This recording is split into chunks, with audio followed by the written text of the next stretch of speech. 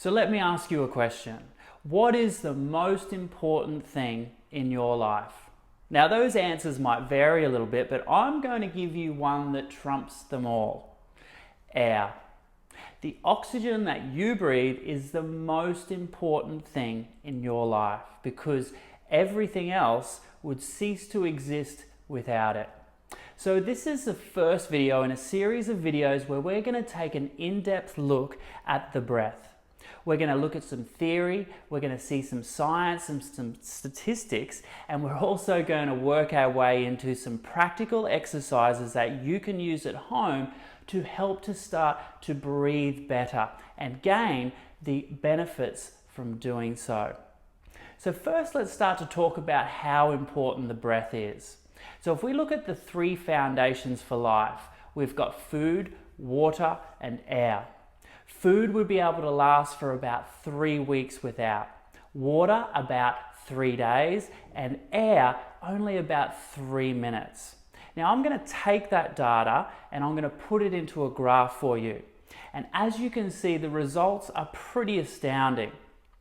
Oxygen is so important, but we do tend to focus a lot of our time on changing and modifying other areas of our life, trying to seek better health.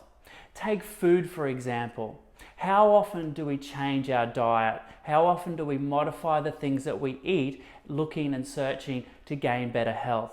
And anyone who has changed their diet and been eating for an extended period of time can attest to the fact of the benefits of doing so, from having more energy to sleeping better. The list really goes on and on. So let me ask you this question.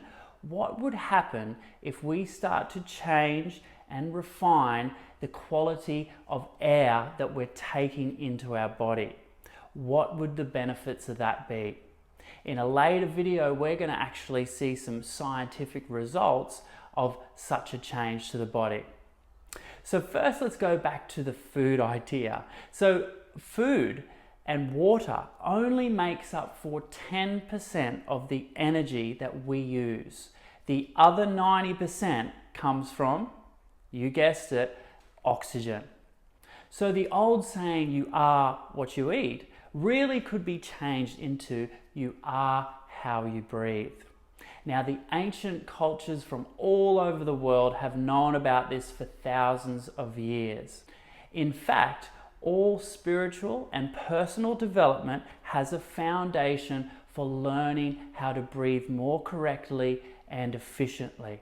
So for what was a philosophy or a theory has now become a scientific understanding. And with that comes the knowledge about learning how to breathe correctly. So tune in next time to our next video, and we're going to do a little test to see where you're at with your breathing. And then we're going to look at some amazing data that's been collected that proves the correlation between the health of an individual and their breathing rate. So tune in next time. See you soon.